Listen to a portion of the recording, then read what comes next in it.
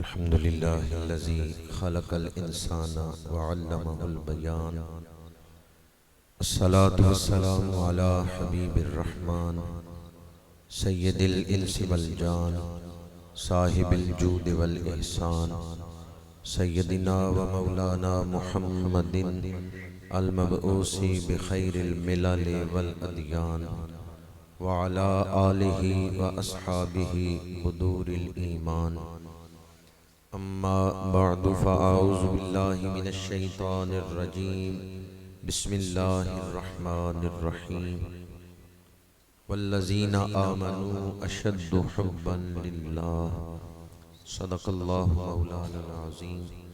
قال رسول الله صلى الله عليه وآله وسلم: لا يؤمن أحدكم حتى أكون أحب إليه من والده وولده والناس أجمعين. صدق نبينا الكريم. إن الله وملائكته يصلون على النبي يا أيها الذين آمنوا صلوا عليه وسلموا تسليما. الصلاة والسلام عليك يا رسول الله وعلى آلك وأصحابك يا حبيب الله. الصلاة والسلام عليك يا خطيب الأنبياء والمرسلين وعلى آلك وأصحابك يا رحمة للعالمين. زینت مسند صدارت، پاسبان آداب شریعت، دانائے رموز طریقت، فخر المشائخ، گل گلشن ولایت، حضرت قبلہ پیر خواجہ نور الزمان صاحب دامت برکاتہم العالیہ المعروف جان پیر سرکار، استاذ العلماء فاضل جلیل حضرت علامہ مفتی محمد عباس کریمی صاحب دامت برکاتہم العالیہ، فاضل ذیشان حضرت علامہ مولانا محمد رفیق صاحب زیدہ مجدہ خطیب اعظم سیکھم اڈا، انتہائی قابل احترام علماء کرام، مہمانان ذی وقار، برادران اسلام، حاضرین و سامعین. ابھی نعت خوانی ہو رہی تھی تو یوں محسوس ہو رہا تھا کہ جیسے کوئی جنتی درخت ہلا رہا ہے اور حاضرین کی جھولیوں میں جنتی پھول گر رہے ہیں. تلاوت ہوئی، نعت خوانی ہوئی، بیان ہو رہا ہے. ہم سب مل کر محبتوں کا ایک گلدستہ تیار کر رہے ہیں جسے آج شیخو پورہ کی سرزمین سے مدینہ منورہ بھیجنا ہے. یہ محفل آپ لوگوں کی عقیدتوں اور محبتوں کا گلدستہ ہے جو سرکار مدینہ کی بارگاہ میں پیش کیا جا رہا ہے. کیا خیال ہے آپ لوگوں کا وہ کریم آقا جو طائف کے بازار میں پتھر پھینکنے والوں کو ہدایت کی دعا دیتے ہیں، وہ گلدستے پیش کرنے والوں کو کیا کچھ عطا کریں گے؟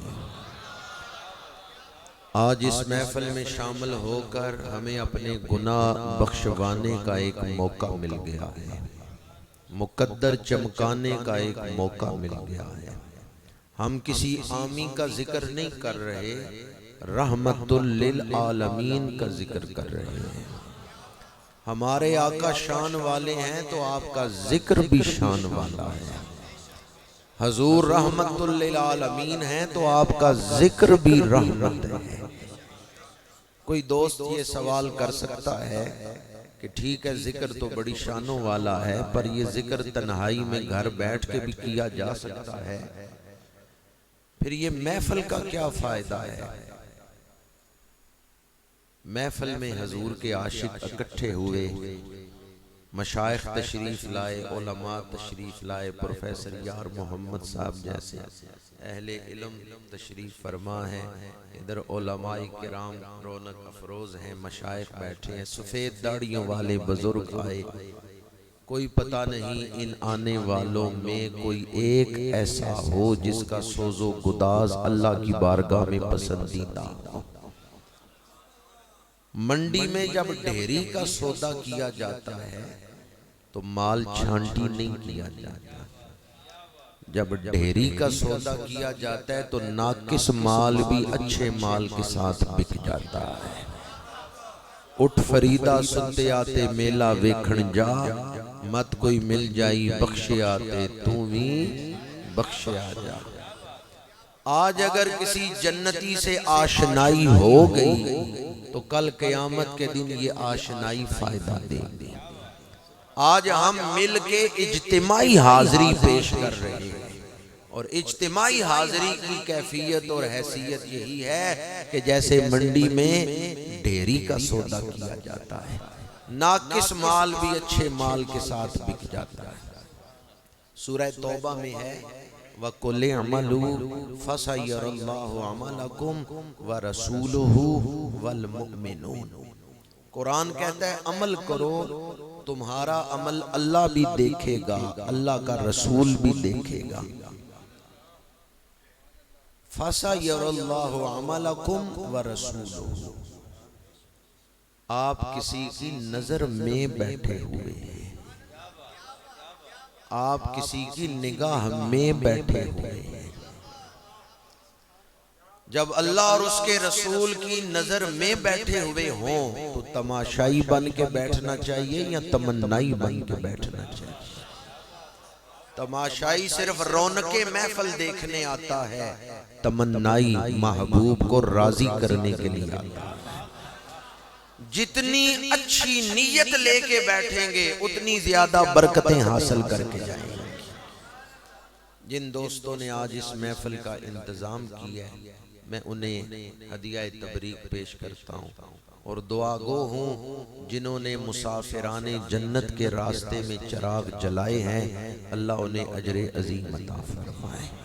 یہ محفل آخرت کے مسافروں کا راستہ روشن کر رہی ہے کہ مادیت میں نہ کھو جانا، اصل دولت روحانیت ہے۔ تو یہ محفل چراغاں کر رہی ہے مسافران جنت کے راستے میں۔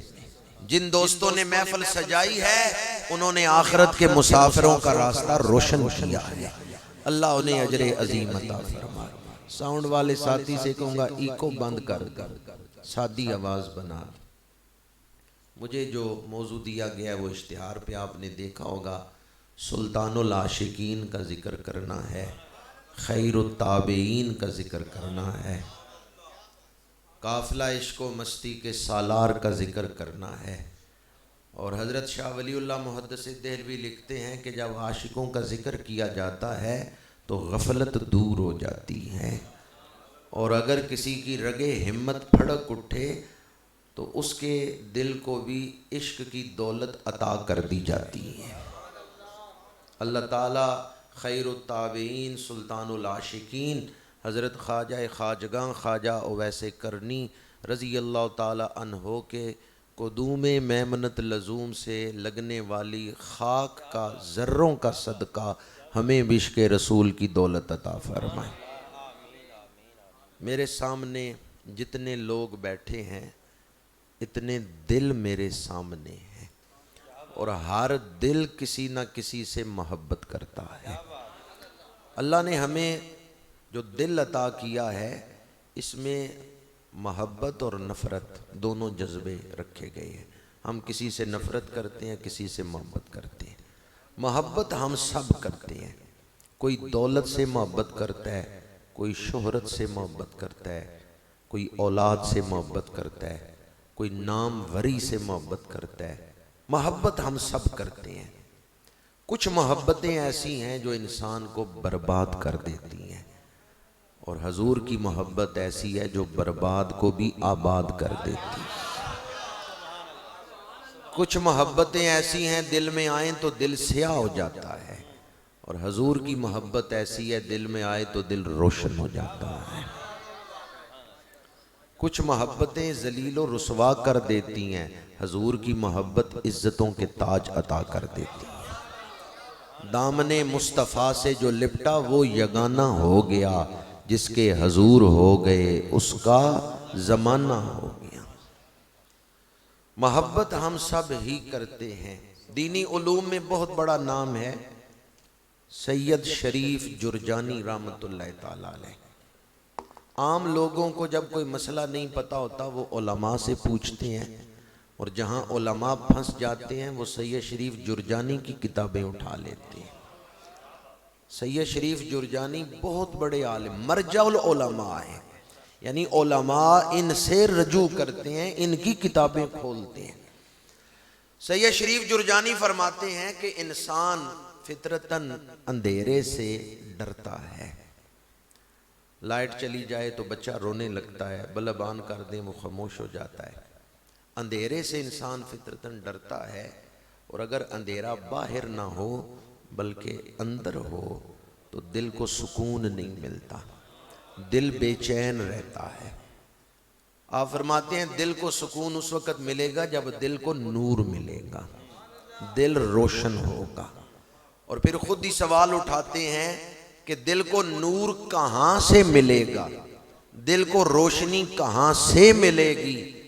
دل جتنا حضور کے قریب ہوگا اتنا ہی روشن ہوگا،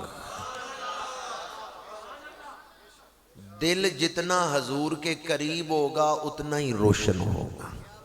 جو بات سید شریف جرجانی رحمۃ اللہ تعالیٰ علیہ نے اپنے انداز میں بیان کی ہے، اسی کو اعلیٰ حضرت نے شعروں میں پرویا ہے۔ چمک تجھ سے پاتے ہیں جسے نور ملا ہے حضور سے ہی ملا ہے، سب نور اسے دے نور تے اس دا نور حضور۔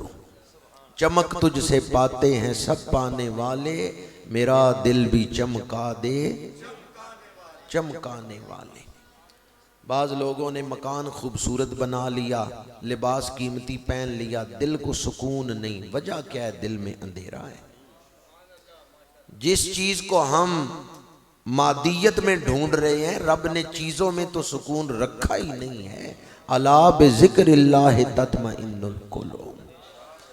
دل جتنا حضور کے قریب ہوگا اتنا ہی روشن ہوگا۔ کون قریب ہوگا؟ دل۔ کس کے قرب کو بیان کیا ہے مرجع العلماء سید شریف جرجانی نے؟ جسم کا قرب یا دل کا قرب؟ دل کا قرب۔ جسم مکے میں حضور کے سامنے ہو لیکن دل دور ہو تو آدمی ابو جال بنتا ہے۔ جسم یمن میں ہو پر دل قریب ہو تو ویسے کرنی بنتے ہیں۔ سید شریف جرجانی نے دل کے قرب کو بیان کیا ہے کہ دل جتنا حضور کے قریب ہوگا۔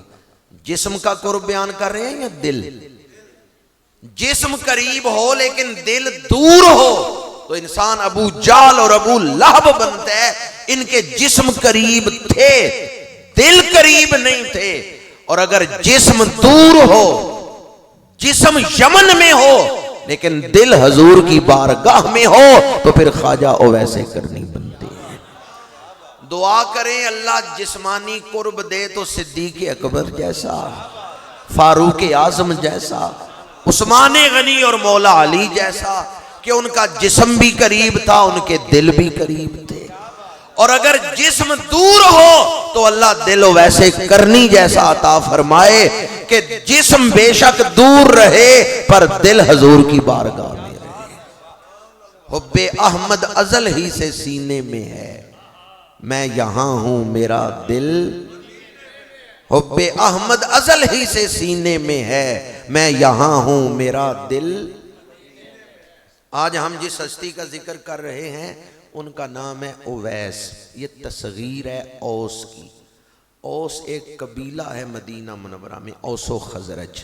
یہ انصار کے دو قبیلے ہیں، ان میں سے ایک قبیلے کا نام ہے اوس۔ اوس کی جو تصغیر ہے وہ ہے اویس۔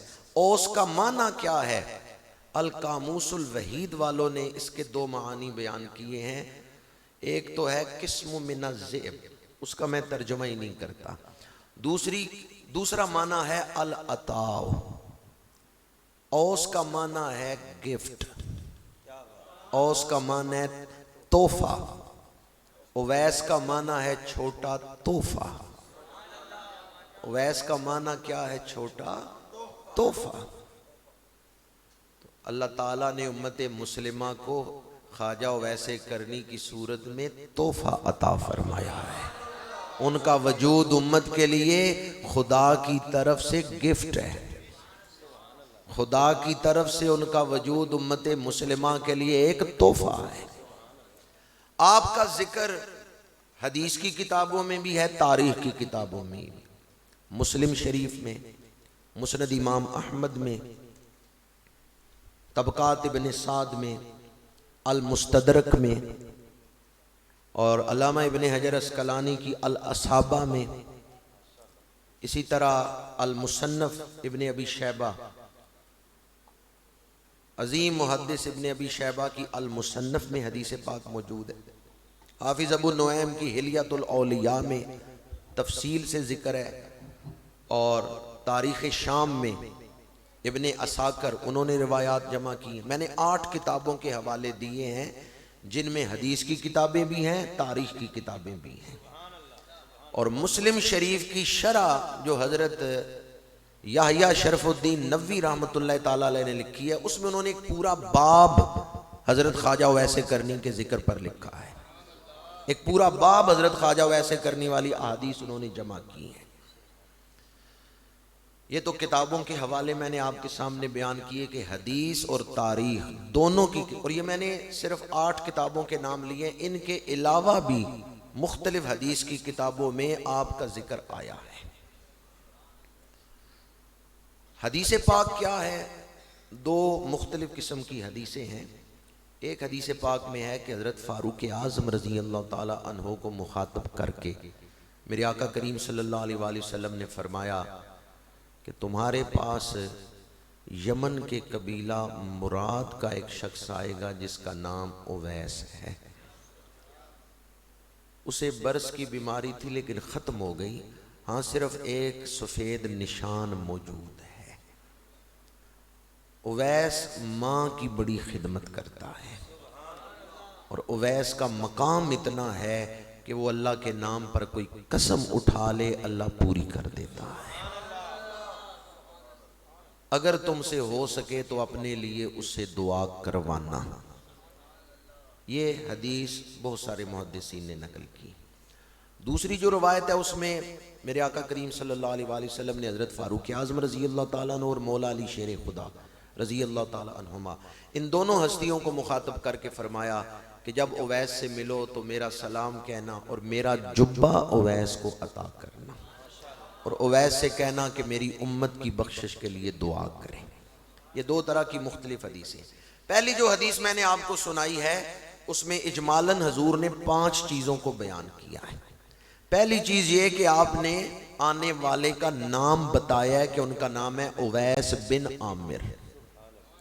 دوسری چیز یہ آپ نے قبیلے کا نام بتایا ہے کہ کس قبیلے سے ان کا تعلق ہے، کرن کے قبیلہ مراد سے ان کا تعلق ہے، اویس بن عامر مرادی، قبیلے کا ذکر بھی حضور نے کیا۔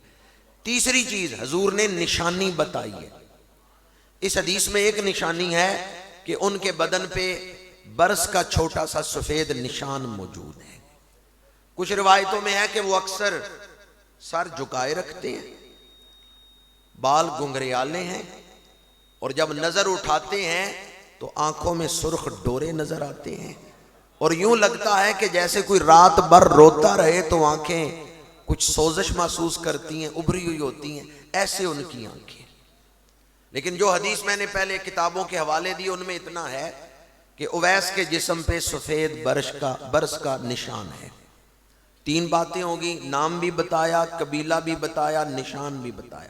پھر حضور نے سیرت بتائی کہ اویس اپنی ماں کا بڑا فرما بردار ہے، میرا عاشق ہے لیکن ماں کی خدمت کی وجہ سے میری بارگاہ میں نہیں آ سکا۔ 4 چیزیں ہو گئیں، اور 5ویں چیز میرے آقا کریم نے مقام بتایا کہ اویس اگر اللہ کے نام کی قسم اٹھائے اللہ قسم کو پورا کر دیتا ہے۔ یعنی اگر وہ یہ کہ خدا کی قسم یہ بات اس طرح ہوگی اللہ اسی طرح کر دیتا ہے۔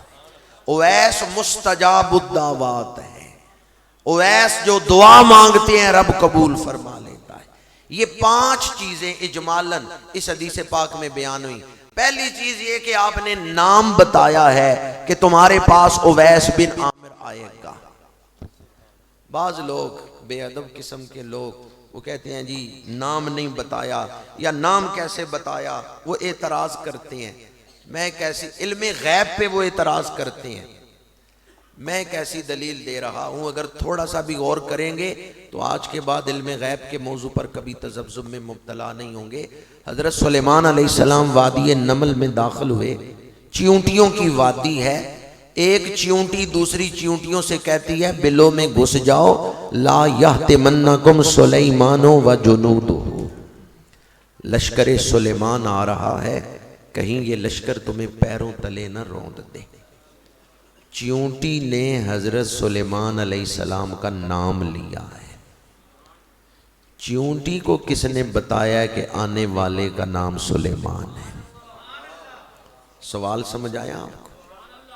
وہ چیونٹی کو کیسے پتا چلا ہے کہ جو ہستی آ رہے ہیں ان کا نام سلیمان ہے؟ اب جو جواب تم یہاں دو گے کہ چیونٹی کو اس طرح پتا چلا ہے، وہ جواب اس بات کی دلیل ہوگا کہ جو رب کیڑی کو علم غیب عطا کر سکتا ہے، لشکر تو ابھی 3 میل دور ہے اور چیونٹی جانتی ہے سلیمان آ رہے ہیں۔ ویسے آپ کو پتا ہے چیونٹی کو کس نے بتایا تھا؟ کوئی بندہ تھا جس نے بتایا تھا؟ کوئی پرندہ آیا تھا جس نے بتایا تھا؟ اور سلیمان کا لفظ آیت میں موجود ہے کہ چیونٹی نے کہا سلیمان آ رہے ہیں، لا یحتمنکم سلیمان و جنودہ، کہیں لشکر سلیمان تمہیں پیروں تلے نہ رون دے۔ چیونٹی نے نام لیا یا نہیں لیا؟ کیا نام لیا ہے؟ سین پہ پیش ہو، لام کے بعد یہ ہو تو وہ نبی کا نام ہے سلیمان، سین پہ زبر ہو اور لام کے بعد یہ نہ ہو سلمان تو وہ صحابی ہے۔ جو سلمان فارسی ہے نا، بعض لوگ سلیمان فارسی کہتے ہیں، سلمان فارسی ہیں، سلیمان نہیں ہے۔ جو صحابی کا نام ہے وہ کیا ہے؟ سلمان، اور جو نبی کا نام ہے وہ کیا ہے؟ سلیمان۔ سلیمان کا لفظ آیت میں آیا ہے، لا یحتمنکم سلیمان و جنودہ۔ جس رب نے چیونٹی کو اتنا علم عطا فرمایا ہے، اس نے اپنے نبی کو کتنا علم عطا فرمایا؟ جو ہو چکا، جو ہو رہا ہے، جو ہوگا، ہر شے کا علم اللہ نے حضور کو عطا فرما دیا ہے۔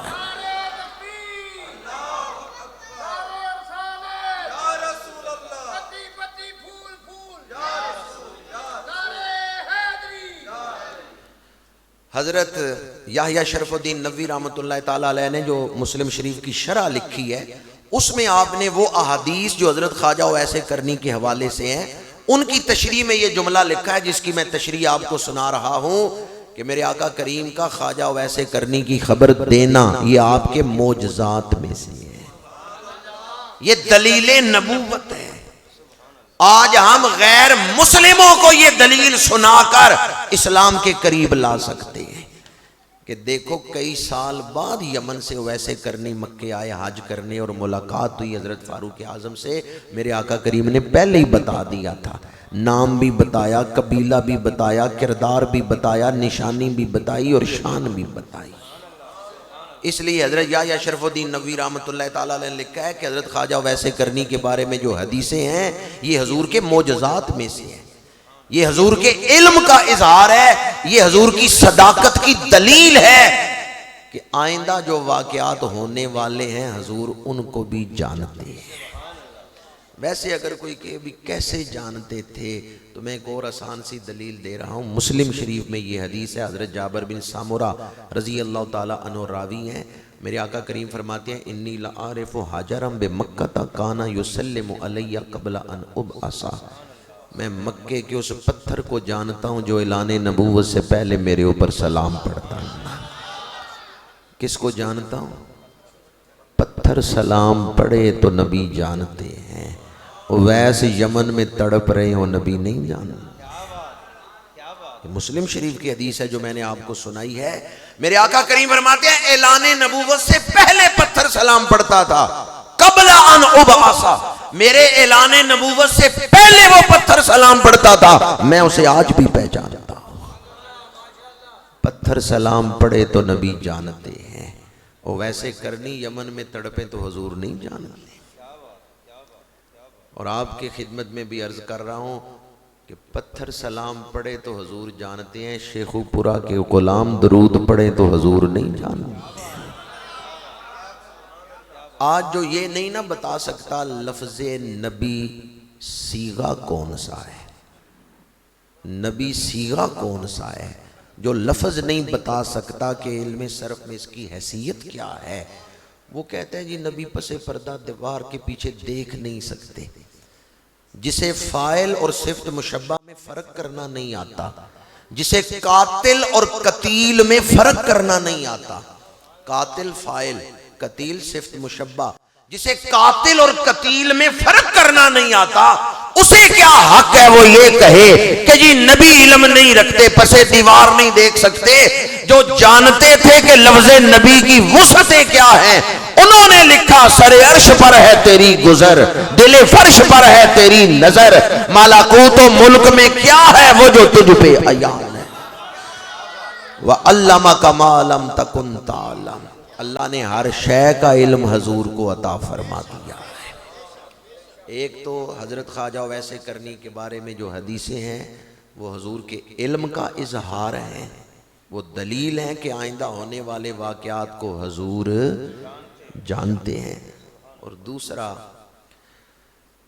سبب ذکر رسول کا، حضور کسی کا ذکر کرے، کیا شان ہے اس عاشق کی جن کے عشق کی تصدیق خود محبوب فرمائے۔ آسمان عشق رسول پہ کروڑوں نہیں اربوں ستارے چمک رہے ہیں جو حضور کے عاشق ہیں، آسمان عشق پہ کروڑوں ستارے نہیں اربوں ستارے چمک رہے ہیں، پر خواجہ اویس کرنی کی شان اس حوالے سے نرالی ہے کہ صحابہ کے بعد تابعین میں سب سے بلند مرتبہ ہیں کہ ان کے عشق کو خود اللہ کے رسول نے بیان فرمایا ہے، اور اتنا پسند فرمایا ہے کہ اپنا جبہ ان کے لیے بھیجا ہے۔ خواجہ ویسے کرنی کے عشق کی جولانیاں، عشق کی بلندی، یہ حضور کی بارگاہ میں کس قدر مقبولیت ہے، اس پر دلیل یہ حدیثیں ہیں جو خواجہ ویسے کرنی کے بارے میں، اس لیے حضور نے ان کا ذکر کیا۔ میرے آقا مدینہ منورہ میں قمیص مبارک کے بٹن گریبان کھولتے ہیں، منہ کرتے ہیں یمن کی طرف اور فرماتے ہیں اس طرف سے مجھے رحمان کی خوشبو آ رہی ہے، یمن کی طرف سے مجھے رحمان کی خوشبو آ رہی۔ دو باتیں میں نے آپ کے سامنے بیان کی کہ حضور نے جو خواجہ ویسے کرنی کا ذکر کیا اس میں کیا حکمتیں ہیں۔ تیسرا راز بیان کر رہا ہوں اور نوجوانوں کی بڑی توجہ چاہوں گا۔ خواجہ ویسے کرنی نے حضور کا ظاہری زمانہ پایا ہے، صحابی نہیں بن سکے، عاشق بھی کامل ہیں بلکہ سلطان العاشقین ہے، صحابی نہیں بن سکے، سبب ہے ماں کی خدمت۔ عرض کرتے ہیں امی جان اجازت ہے میں مدینہ منورہ جاؤں، اپنے محبوب کی زیارت کروں، عشق تڑپاتا ہے نا۔ ماں کہتی ہے میں چاہتی ہوں کہ تو جائے پر میں بوڑھی ہوں، میں بیمار ہوں، میں نابینا ہوں، جب تم یہاں نہیں ہوگے مجھے کون سنبھالے گا؟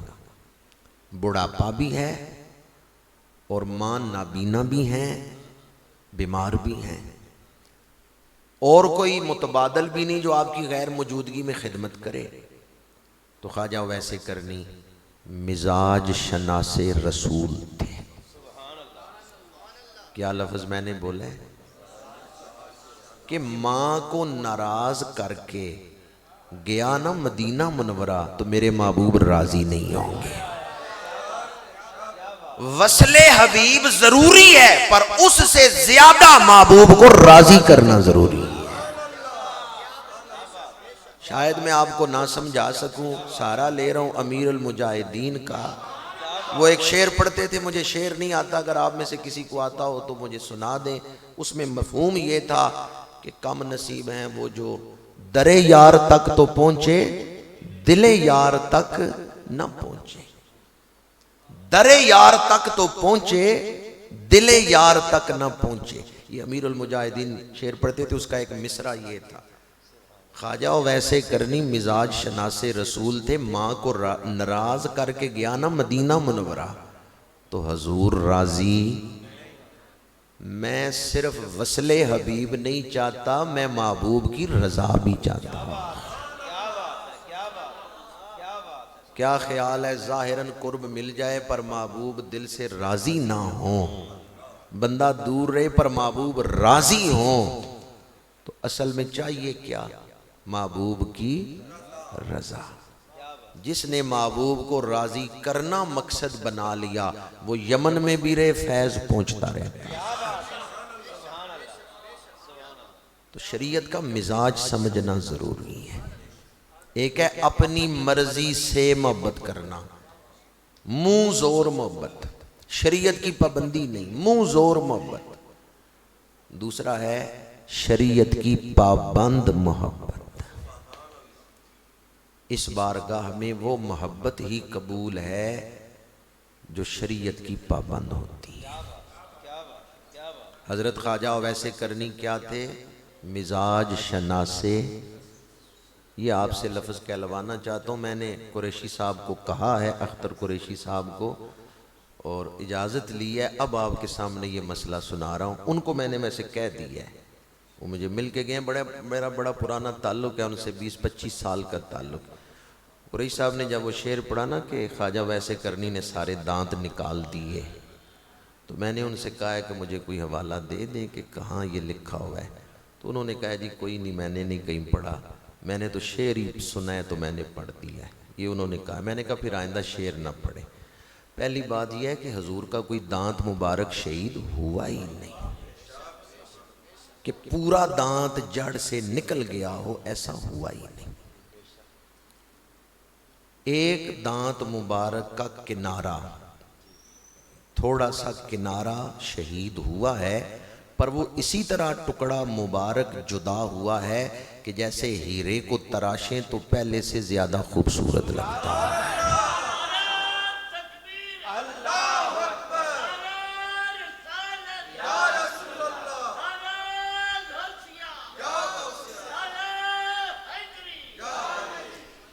شیخ عبدالحق محدث دہلوی رحمۃ اللہ تعالیٰ علیہ مدینہ منورہ مسجد نبوی میں بیٹھ کے درس حدیث دیتے تھے۔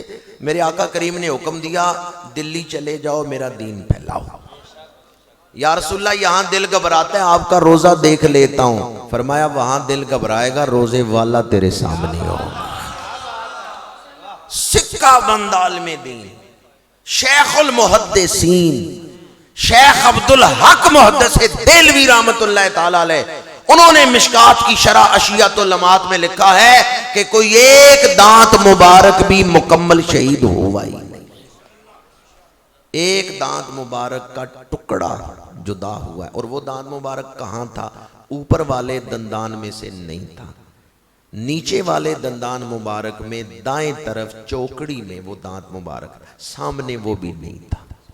یہ جو گلائی والا حصہ ہے نیچے والے دندان مبارک، یہ بات لکھی ہے حکیم الامت مفتی احمد یار خان نعیمی رحمۃ اللہ علیہ نے بخاری شریف، یہ مشکات شریف کی شرح مرات المناجی میں، یہ انہوں نے مرات المناجی میں دندان مبارک کی تشریح کرتے ہوئے کہ نیچے والے دندان مبارک میں دائیں چوکڑی میں ایک دانت مبارک ہے جس کا کنارہ جدا ہوا تھا، اور یہ بات واضح طور پہ مفتی احمد یار خان نعیمی رحمۃ اللہ علیہ نے مرات المناجی میں لکھی ہے کہ پورا دانت مبارک جڑ سے جدا ہوا ہی نہیں۔ ایک تو جب بنیادی ثابت نہیں ہے تو اس پر آگے استدلال کرنا کیسے ثابت ہو گیا؟ اور اگر یہ ہو بھی کہ پورا دانت شہید ہوا ہے، بعض نے تو لکھا ہے کہ 4 دانت شہید ہو گئے جڑ سے، بعض نے یہ بھی لکھا ہے، لیکن ان کی تحقیق پر جو اعتراضات ہیں وہ میں بحث نہیں چھیڑنا چاہتا۔ ویسے بعض نے لکھا ہے کہ 4 دانت، اوپر والے 4 دانت شہید ہو، حالانکہ میں نے شیخ عبدالحق کا حوالہ دیا، اس کے بعد میں نہیں سمجھتا کہ ہمیں کسی اور حوالے کی ضرورت۔ اگر یہ محبت ہوتی کہ دانت حضور کا شہید ہو تو مشابہت کے لیے اپنا دانت شہید کرنا چاہیے، تو میرا خیال ہے سب سے پہلے مولا علی اپنا دانت شہید کرتے، اس کے بعد بی بی پاک اپنا دانت شہید کرتی۔ مجھے کوئی ایک روایت بتا دیں کہ مولا علی نے اپنا دانت نکالا ہو کہ حضور کا نکلا ہے تو میں بھی نکالوں۔ مجھے کوئی ایک حدیث دکھا دیں کہ بی بی پاک نے اپنا دانت نکالا ہو۔ احد میں بی بی پاک شامل تھی، سیدہ نساء العالمین، کہ حضور کا دانت شہید ہوا ہے تو مشابہت کرنا یہ شریعت کا حکم ہے، لہٰذا میں اپنا دانت شہید کرتی ہوں۔ ہم نے محبت کا نام سنا ہے، اصل عاشق تو صحابہ کرام تھے، تو کسی صحابی نے اپنا دانت شہید کیا ہے؟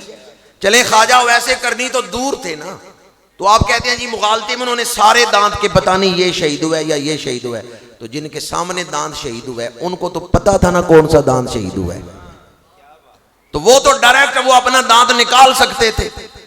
اگر یہ دانت اس انداز میں شہید کرنا شریعت ہوتی، مشابہت اختیار کرنا اس انداز میں حضور کو محبوب ہوتا، تو سب سے پہلے کون اپنا دانت شہید کرواتے؟ صحابہ کرام۔ پر کوئی ایسی روایت نہیں کہ صحابہ نے دانت شہید کروایا۔ ایک پوری جماعت ایسی ہے جو اس کو دلیل بنا کے نا تو اپنے ہاں لوگوں کو کہتے ہیں کہ یہ جائز ہے۔ کیوں جائز ہے؟ کہ خواجہ صاحب نے دانت نکالا تھا، حالانکہ جو یہ بیان کر رہا ہوتا ہے نا اپنے دانت وہ بھی نہیں نکالتا۔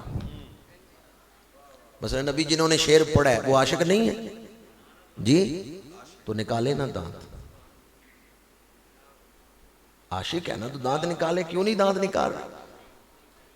اگر یہ عشق ہے جو یہ بیان کرتے ہیں نا کہ جائز ہے یہ کرنا کیونکہ خواجہ صاحب نے دانت نکالے تھے، تو ان سے کہیں بھی تم عاشق ہو تو دانت کیوں نہیں نکال رہے؟ حوالہ جو خواجہ صاحب کا دے رہے، خواجہ صاحب کے دندان مبارک کا کنارہ، نبی اکرم صلی اللہ علیہ وآلہ وسلم کے دندان مبارک کا ایک کنارہ یوں جدا ہوا ہے کہ جیسے ہیرے سے ایک ٹکڑا جدا ہو تو اس کا نور اور چھنتا ہے، وہ اور چمکتا ہے۔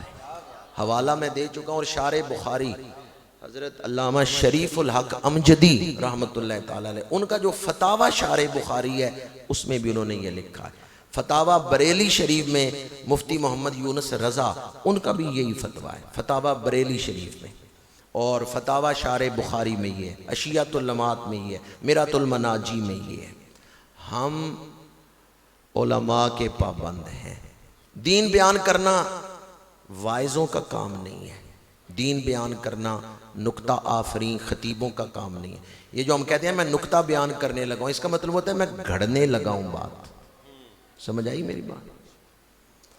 یہ جو خطبہ کہتے ہیں نا کہ نکتہ آفرین خطیب آ رہے ہیں، وہ ہوتا ہے بات گھڑنے والے خطیب۔ خطیب مبلغ ہوتا ہے، تبلیغ کر سکتا ہے، لیکن خطیب کا یہ مقام ہے ہی نہیں ہے کہ وہ حلال حرام میں تعین کرتے ہوئے سند کے ساتھ بات کر سکے۔ یہ بات ہوتی ہے عالم دین کی۔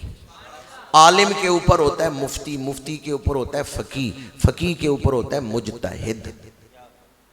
ہمارے ہاں آج کا لوگ سادے عالم بھی نہیں ہیں، چونکہ دین بیان کرنا بن گیا ہے پیشہ، دین بیان کرنا پیشہ بن گیا ہے، اس لیے لوگ باتیں سجا سجا کے گھڑ گھڑ کے ایسی بیان کر دیتے ہیں جن کا دین کے ساتھ تعلق ہی نہیں۔ دین اصولوں پر بیان ہوتا ہے، جس کو پتہ ہی نہیں کہ اجماع کسے کہتے ہیں، جس کو پتہ ہی نہیں کہ قرآن میں ناسخ اور منسوخ کیا ہے۔ پہلا مبدأ دین بیان کرنے کا قرآن ہے، اس کے بعد حدیث ہے، اس کے بعد اجماع ہے، اس کے بعد قیاس۔ تو دین اصولوں پر بیان ہوتا ہے۔ جو آدمی اصول دین کی ایک کتاب نہیں بتا سکتا کہ اصول کی کتابیں کون سی ہیں، اسے کیا حق ہے کہ وہ دین بیان کرے؟ ہاں تبلیغ کر سکتے ہیں، لوگوں کو فکر آخرت بھی دلا سکتے ہیں، وہ چیزیں جو کامن سینس کی ہیں وہ تو کوئی بھی تبلیغ کر سکتا ہے، لیکن جہاں آ جائے اختلافی مسئلہ، میڈیکل سٹور پہ دوائیاں ہوتی ہیں پر وہاں ڈاکٹر نہیں ملتے، ڈاکٹر کے لیے اسپتال ہی جانا پڑتا ہے۔ آپریشن کرانا ہو تو میڈیکل سٹور پہ جاتے ہیں یا اسپتال جاتے ہیں؟ نہیں، دل کا آپریشن آپ نے کرانا ہے تو میڈیکل سٹور والے کے پاس جاتے ہیں۔ پنساریوں کے پاس جڑی بوٹیاں ہوتی ہیں پر ہر پنساری حکیم نہیں ہوتا، اس کے لیے ہمیں حکیموں کے پاس جانا پڑے۔ روایت اور چیز ہے، درایت اور چیز ہے۔ یہ میں اس لیے کہہ رہا ہوں فتنوں کا دور ہے، انٹرنیٹ کا دور ہے۔ آج سے 20-25 سال پہلے جب نیٹ آیا تو جو بیج ہم نے بویا نا امت کے قوم کے دلوں میں، اب اس کی فصل کاٹنے کا وقت آ گیا ہے۔ نیٹ نے جو بیج بویا تھا اب اس کی فصل ہم کاٹ رہے ہیں۔ کہیں باپ اپنی بیٹی کو قتل کر رہے ہیں اور لاہور میں پچھلے مہینے واقعہ ہوا ہے، بیٹے نے ماں کو قتل کیا ہے۔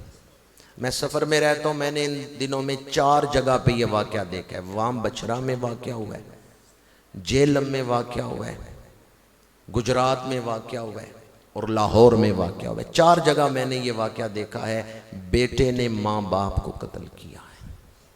میاں والی کا واقعہ الگ ہے جس میں باپ نے بیٹی کو قتل کیا، جاہلیت پلٹ آئی۔ جہالت نہیں کہہ رہا، جہالت اور چیز ہوتی ہے، جاہلیت اور چیز ہوتی ہے۔ میں کتنے ایسے ڈاکٹروں کو جانتا ہوں، بڑے اچھے ڈاکٹر ہیں، اچھے انسان نہیں۔ کتنے لوگ ایسے ہیں بڑے اچھے وکیل ہیں، اچھے انسان نہیں۔ بڑے اچھے انجینئر ہیں، اچھے انسان نہیں۔ اور یہ جو 4-5 واقعات میں نے آپ کو سنائے نا، بیٹے نے ماں کو قتل کیا ہے، یہ ابھی شروعات ہے، آگے آگے دیکھیے ہوتا ہے کیا۔ اگر آپ نے اپنے گھروں کو کنٹرول نہ کیا، موبائل انٹرنیٹ کو کنٹرول نہ کیا، تو یہ معاشرہ درندوں کا معاشرہ بن جائے گا۔ خواجہ اویس کرنی نے جانا ہے مدینہ منورہ، بننا ہے صحابی، ماں سے اجازت لے رہے ہیں۔ آج کا بیٹا بھی اجازت لے کے گھر سے نکلتا ہے، مدینہ منورہ جانا ہے ماں سے اجازت لے رہے، اور آج کا بیٹا بازار جاتے ہوئے ماں سے اجازت نہیں لیتا۔ خواجہ اویس کرنی مزاج شناس رسول تھے، اس لیے والدہ سے اجازت لے رہے ہیں۔ آج کوئی ہے جو ارادہ کرے، جن کے ماں باپ زندہ ہیں کبھی ماں باپ کا دل نہیں دکھائیں گے۔ ماں باپ فوت ہو چکے ہیں تو اعلیٰ حضرت نے فتاوی رضویہ میں لکھا ہے، کچھ بدبخت ایسے ہیں قبروں میں بھی ماں باپ کو تکلیف دیتے ہیں۔ اور وہ کیا ہے کہ اگر وہ دنیا میں گناہ کبیرہ کر رہے ہیں، فرشتے قبروں میں جا کے بتاتے ہیں ماں باپ آئیں آج ارادہ کرتے ہیں ماں باپ کو تکلیف نہیں دیں گے، ڈر ڈر کے انشاءاللہ کہہ رہے ہیں۔ سیانے ہیں نا کہ مسجد میں بیٹھے ہیں کہیں وعدہ ہی نہ ہو جائے۔ میں تو فرض چیزیں بیان کر رہا ہوں، وعدہ کریں نہ کریں یہ تو ویسے ہی آپ پہ فرض ہے۔ آخرت کی فکر نہیں نا، دنیا کے لیے ماں باپ کی خدمت کریں۔ جو ماں باپ کی خدمت کرتا ہے اللہ اس کی دنیا بھی سنوار دیتا ہے۔ آخرت کی فکر پیدا ہو جائے گی، پر اگر دنیا پرست ہے نا، مادیت چاہتے ہیں، ماں باپ کی خدمت کریں، اللہ دنیا کی دولت بھی آپ کو عطا فرمائے گا، دنیا کی کامیاب۔ حدیث پاک ہے البرکاتو ما اکابرکم، اگر تم جوان ہو ماں باپ بوڑھے ہیں، تم کما کے ماں باپ کو کھلا رہے ہو، تو یہ نہ کہنا وہ بوڑھے گھر بیٹھے ہیں اور میں کما کے لا رہا ہوں۔ میرے آقا کریم نے فرمایا انکم سترزقون بدعفائکم، ان ضعیفوں کی وجہ سے رب تمہیں رزق عطا فرما رہا ہے، ان بوڑھوں کی وجہ سے رب تمہیں رزق عطا فرما رہا ہے۔ ماں باپ کو دنیا داری کی نظر سے نہ دیکھیں، ماں باپ کو دین کی نظر سے دیکھیں۔ ماں باپ کے ساتھ صرف ہماری دنیا نہیں جڑی ہوئی، ان کے ساتھ ہماری آخرت بھی جڑی ہوئی ہے۔ ہما جنتوں کا والناروں کا، میرے آقا کریم نے لکھا ہے ہما جنت، ارشاد فرمایا ہے ہما جنتوں کا والناروں کا۔ ایک صحابی نے پوچھا یا رسول اللہ صلی اللہ علیہ وسلم میرے والدین میرے لیے کیا حیثیت رکھتے ہیں؟ فرمایا وہ تمہاری جنت بھی ہیں تمہارا دوزخ بھی۔ داتا صاحب نے کشف المحجوب 6 باب میں لکھا ہے، ملامت کے باب میں، میری دعا قبول نہ ہو، میرے اوپر کوئی مشکل وقت آ جائے تو میں حضرت باجزید بستامی کے مزار پہ جا کے جھاڑو پھیرتا ہوں، دعا کرتا ہوں، اللہ میری دعا قبول کر لیتا ہے۔ کس نے لکھا ہے؟ داتا صاحب سید الاولیاء، خاک پنجاب از دمی او زندہ گشت، صبح ما از مہر اوتا بندہ گشت۔ وہ جو سید الاولیاء ہیں جن کے قدموں میں خواجہ غریب نواز آ کے بیٹھے رہے، آپ کشف المحجوب کے 6 باب میں لکھتے ہیں میں حضرت باجزید بستامی کے مزار پہ جا کے جھاڑو پھیرتا ہوں، دعا مانگتا ہوں، اللہ میری دعا قبول کر لیتے ہیں۔ اور حضرت باجزید بستامی سے پوچھیں آپ کو یہ مقام کیسے ملا ہے، تو وہ جواب دیتے ہیں ماں کی خدمت سے ملا ہے، کہ داتا صاحب جیسی ہستیاں آ کے ان کے مزار پہ جھاڑو پھیر رہی۔ ماں باپ کی قدر کریں، اگر ماں باپ زندہ، شکر کریں کوئی آپ کو جھڑکنے والا ہے، دل تنگ نہ ہو، گھٹن نہ محسوس کریں ماں باپ نے جھڑکا ہے، شکر کریں کوئی جھڑکنے والا ہے، پھر آپ وقت کو یاد کریں گے، وقت لوٹ کے نہیں آئے گا۔ میں نے 3 حکمتیں آپ کے سامنے بیان کی کہ میرے آقا کریم صلی اللہ علیہ وآلہ وسلم نے جو اس انداز میں ذکر کیا ہے حضرت خواجہ اویس کرنی کا، وہ حدیث میں نے آپ کو سنائی، اور پھر اس حدیث میں جو حکمتیں تھی کہ حضور نے کیوں ان کا ذکر کیا، ایک تو یہ دلیل نبوت ہے ذکر، دوسرا یہ کہ حضور اپنے عاشقوں کو پہچانتے ہیں۔ قیامت تک آنے والے اہل ایمان کے سینوں میں جتنا ایمان ہے، جس کا جتنا ایمان ہے، حضور ہر امتی کا ایمان جانتے ہیں۔ اور تیسری حکمت میں نے بیان کی، ماں کی خدمت سے دربار رسول میں مقبول ہو گئے۔ حضور نے کس کو مخاطب کر کے فرمایا تھا کہ اویس ملے تو دعا کروانا؟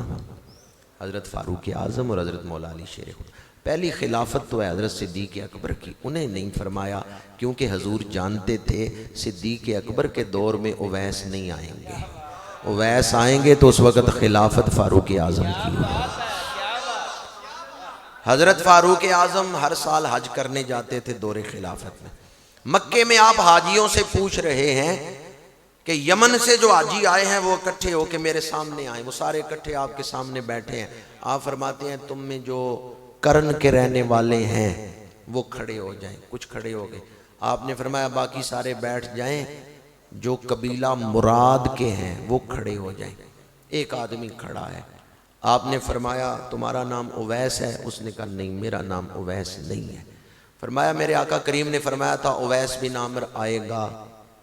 وہ عرض کرتا ہے امیر المومنین اویس بن عامر آیا ہوا ہے، وہ ہمارے لشکر میں ہیں۔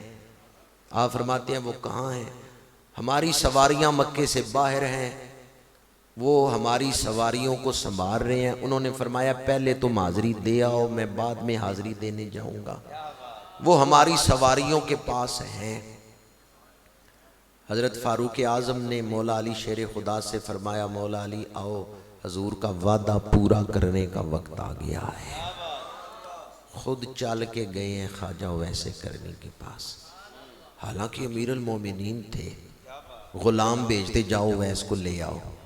بلا سکتے تھے یا نہیں؟ بلا سکتے تھے۔ مقام کس کا زیادہ ہے، حضرت فاروق اعظم کا یا خواجہ اویس کرنی کا؟ خواجہ اویس کرنی کا بڑا مقام ہے، پر لاکھ اویسوں فاروق اعظم کے سینے کے ایک بال کے برابر نہیں۔ فاروق اعظم تو مراد مصطفیٰ ہے، دعائیں نبوی ہیں، لیکن یہ خود چل کے جا رہے ہیں۔ حضرت فاروق اعظم نے آنے والی امت کو تربیت دی ہے، حضور کے عاشقوں کا پتہ چلے کہ فلاں جگہ عاشق بیٹھا ہے تو خود چل کے جا کے ملنا یہ صحابہ کی سنت ہے۔ حضور کے عاشقوں سے ملنے کے لیے خود سفر کر کے جانا، خود چل کے جانا، یہ صحابہ کرام کی سنت۔ وہاں پہنچے دیکھا اویس نفل پڑھ رہے ہیں، انتظار کیا، آپ نے سلام پھیرا۔ اب جبہ دینا تھا اور جبہ نبوی ہے تو پہلے نشانیاں تو دیکھنی تھی، تو حضرت فاروق اعظم نے فرمایا مسمک، آپ کا نام کیا ہے؟ تو حضرت اویس کرنی جواب دیتے ہیں عبداللہ، میں اللہ کا بندہ ہوں۔ حضرت فاروق اعظم فرماتے ہیں نحن عباد اللہ، ہم سارے ہی اللہ کے بندے ہیں۔ مسمک، تمہارا نام کیا ہے؟ وہ جواب دیتے ہیں انا الراعی، میں اونٹ چراتا ہوں، میں رائی ہوں، انا الراعی۔ مولا علی شیر خدا بھی ساتھ ہے۔ مولا علی عرض کرتے ہیں امیر المومنین مجھے اجازت دے میں نام پوچھوں؟ آپ فرماتے ہیں پوچھیں۔ مولا علی کہتے ہیں آپ کی والدہ آپ کو کیا کہہ کے بلاتی تھی؟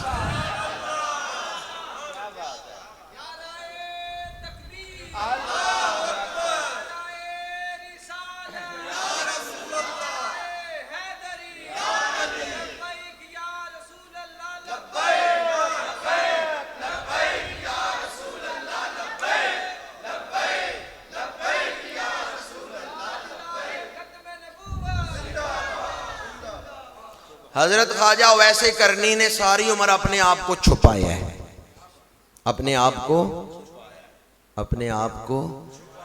یہ انٹرنیٹ کے دور میں تو میرا جی چاہتا ہے میں کوئی 10 مرتبہ آپ سے کہلواؤں. چل بلیا چلو تھے وسیع جتھے سارے انے، نہ کوئی ساڑی ذات پچھانے نہ کوئی سانو. وہ کہتے تھے نہ کوئی سانو منے، اور ہم کیا کچھ کرتے ہیں منوانے کے لیے کہ لوگ مجھے مانے. نیکی کر فیس بک میں ڈال، پہلے کہتے ہیں نیکی کر دریا میں ڈال، آج کہتے ہیں نیکی کر فیس بک میں ڈال. ہم اپنے آپ کو منوانے کے لیے کیا کچھ کر رہے ہیں. اور وہ بزرگ کیسے تھے؟ چل بلیا چلو تھے وسیع جتھے سارے انے، نہ کوئی ساڑی ذات پچھانے نہ کوئی سانو بن. حضرت خواجہ ویسے کرنی رضی اللہ تعالیٰ عنہ کی سیرت پاک کا ایک نمایاں پہلو یہ ہے، آپ نے ہمیشہ اپنے آپ کو چھپایا ہے. استتار حال، اخلاص کے بلند ترین مقام پہ آپ فائز تھے. آپ اپنے آپ کو چھپاتے تھے. جب مولا علی شیر خدا نے فرمایا نا کہ آپ کی والدہ آپ کو کیا کہہ کے بلاتی تھی، تو آپ نے فرمایا اویس. حضرت فاروق اعظم رضی اللہ تعالیٰ عنہ نے فرمایا آپ اویس بن عامر ہیں؟ تو خواجہ ویسے کرنی عرض کرتے ہیں ہاں میں اویس بن عامر ہوں. کیا آپ کے جسم پہ برس کی بیماری کا ایک تھوڑا سا نشان ہے؟ پہلے آپ بیمار تھے پھر وہ ختم ہوگی بیماری، لیکن نشان تھوڑا سا موجود ہے. عرض کیا ہاں میرے جسم پہ نشان ہے. پھر فرمایا کہ آپ کی والدہ ہیں، آپ ان کی خدمت کرتے رہے، اس وجہ سے حضور کی بارگاہ میں نہیں آ سکے. عرض کیا ہاں ایسا ہی واقعہ ہے، میں ماں کی خدمت میں مصروف رہا. حضرت فاروق اعظم رضی اللہ تعالیٰ عنہ نے حضور کا جبہ عطا فرمایا. کہا اللہ کے رسول نے آپ کے لیے جبہ بھیجا ہے، اور حضور نے فرمایا میری امت کے لیے دعا کرنا. اس وقت جو کیفیت ہے حضرت خواجہ ویسے کرنی کی، محبوب کا جبہ دیکھ کے میں نہیں بیان کر سکتا. میں نے کئی کتابوں میں پڑھی ہے لیکن میں بیان نہیں کر. مثال دے رہا ہوں، مہر منیر میں ہے. تاجدار گولڑا پیر میر علی شاہ صاحب کا ایک عاشق تھا، جو ہی آپ کے سامنے آتا نا تو تڑپنے لگتا. تو پیر صاحب نے پابندی لگا دی تھی یہ میرے سامنے نہ آئے. کوئی عیب تھا اس میں؟ نہیں، عیب نہیں تھا. محبت اس درجے کی تھی اور اس پہلو کی تھی، جو ہی وہ تاجدار گولڑا پیر میر علی شاہ صاحب کے سامنے آتا تو تڑپنے لگتا. وہ گولڑا شریف کی ایک مسجد میں رہتا تھا. پیر صاحب کے دلے ہوئے تاجدار گولڑا کے کپڑے ایک دھوبی لے کے آ رہا ہے. وہ اس گلی، مسجد کی گلی سے گزرا. درویش اندر بیٹھا ہوا تھا، دوڑ پڑا دروازے کی طرف. جو دوسرے نمازی تھے انہوں نے کہا آرام سے چلو کیوں دوڑ رہے ہو؟ اس نے کہا مجھے لگتا ہے میرے پیروں کے کپڑے لے کے کوئی یہاں سے گزر رہا ہے، مجھے خوشبو آ رہی ہے محبوب کی. گلی دروازے تک پہنچتے ہوئے پھر اس کو حال پڑ گیا. لوگ اٹھے اٹھا کے لائے، دیکھا واقعہ تانی تاجدار گولڑا کے کپڑے لے کے دھوبی جا رہا تھا. میں پوچھتا ہوں 1400 سال بعد ایک شیخ کامل کا مرید اتنا عشق رکھتا ہے تو جن کے عشق کی گواہی خود اللہ کے رسول نے دی ہے. جب انہوں نے محبوب کا جبہ دیکھا ہوگا ان کی کیفیت کیا ہوئی ہوگی. دل کی کیفیات کو الفاظ کا جامہ نہیں پہنایا جا سکتا، اور مجھ جیسا ادنا طالب علم کیا بیان کر سکتا ہے کہ عشق کے اس سمندر کی کیفیت کیا ہوگی جب میرے آقا کریم صلی اللہ علیہ وآلہ وسلم کا جبہ آپ کو عطا کیا گیا ہوگا. اور آپ نے بارہا سنا ہوگا کہ آپ نے جبہ سر پہ رکھا، دعا مانگنے لگے. امیر المومنین کو اپنی جو دیگر مصروفیات تھی، ذمہ داریاں خلافت کی، اس کی وجہ سے کچھ جلدی تھی. آپ نے فرمایا ویس دعا مکمل کر کے جبہ پہن لو تاکہ ہمارا دل خوش ہو جائے کہ حضور کی امانت ہم نے تم تک پہنچا دی. تو پھر آپ نے دعا مکمل کی ہے اور جبہ زیب تن کیا ہے، جبے کو سینے سے لگایا ہے. بہت ساری مختلف روایات ہیں، میں نے ان کا خلاصہ آپ کے سامنے بیان کیا ہے کہ دامن وقت میں اتنی گنجائش نہیں، 12:30 ہونے کو آئے ہیں. حضرت خواجہ ویسے کرنی رضی اللہ تعالی عنہ کے حوالے سے ساری گفتگو کا خلاصہ اور نچوڑ اتنا ہی عرض کروں گا کہ آج جب بھی آپ کا نام لیا جاتا ہے تو دل میں عشق رسول کی لہر اٹھتی ہے. بعض چیزیں ایسی ہیں کہ ایک چیز کا نام لیں تو دوسری چیز تصور میں آ جاتی ہے۔ خواجہ اویس کرنی کا نام لیں تو فوراً ذہن میں عشق رسول آ جاتا ہے۔ اور میں کہوں نا گلاب کا پھول تو آپ کے ذہن میں سرخ رنگ آ جائے گا، خوشبو آ جائے گی۔ ایک چیز کا نام لیا میں نے پھول، آپ کے ذہن میں خوشبو آ گئی۔ میں نے لیا چاند، آپ کے ذہن میں چاندنی آ گئی، وہ روشنی ذہن۔ میں نے کہا چراغ، آپ کے ذہن میں وہ چراغ کی لو آ گئی۔ خواجہ ویسے کرنی کا نام لیں، دل میں عشق رسول کی لہر اٹھتی ہے۔ آپ کا نام ایسا خوشبو والا ہے، آپ کا نام ایسی برکت رکھتا ہے۔ اللہ تعالی ہمیں دنیا میں آپ کے قدوم میمنت لزوم کا صدقہ عشق رسول کی خیرات عطا فرمائے۔ سب سے بڑی دولت عشق کی دولت ہے۔ خواجہ اویس کرنی اس میں شہنشاہ ہے، خیر التابعین، جنہوں نے حضور کی زیارت کی، ایمان کی حالت میں صحابی بنے۔ میرے آقا کریم نے فرمایا انہیں آگ نہیں چھوئے گی۔ اور صرف صحابہ کے لیے یہ بشارت نہیں دی بلکہ تابعین کے لیے بھی دی ہے، اور رعا مر رعانی، جس نے میرے صحابی کو ایمان کی حالت میں دیکھا اسے بھی آگ نہیں چھوئے گی۔ اور قرآن پاک میں ہے والسابقون الاولون من المہاجرین والانصار والذین اتبعوہم بإحسان، جنہوں نے صحابہ کی اتباع کی، پیروی کی، اللہ ان سے راضی ہو گیا۔ تو اس آیت میں تابعین کی شان بیان کی گئی۔ تابعین بڑی شان والے ہیں، پر خواجہ اویس کرنی صرف تابعی نہیں، وہ تابعین کے سردار ہیں، تابعین میں سب سے افضل اور اعلیٰ مقام پر ہے۔ اللہ تعالی ہمیں اس دور میں، ہم ادب کرنے والوں کی اولاد ہیں، ہمیں ادب کرنے والوں میں شامل رکھے۔ ہم اہل محبت کی اولاد ہیں، ہماری سب سے بڑی دولت اور خزانہ عشق رسول ہے۔ ایک عشق مصطفیٰ ہے اگر ہو سکے نصیب، ورنہ دھرا ہی کیا ہے جہان خراب میں۔ ادب رسول ہے تو سب کچھ ہے، ادب نہیں تو کچھ بھی نہیں۔ میں انہی الفاظ پہ گفتگو کو سمیٹتا ہوں۔ لوئے لوئے پر لے کڑیے جے تد پانڈا پرنا، شام پئی بن شام محمد کر جاندی نے ڈرنا، وآخر دعوانا ان الحمدللہ رب العالمین۔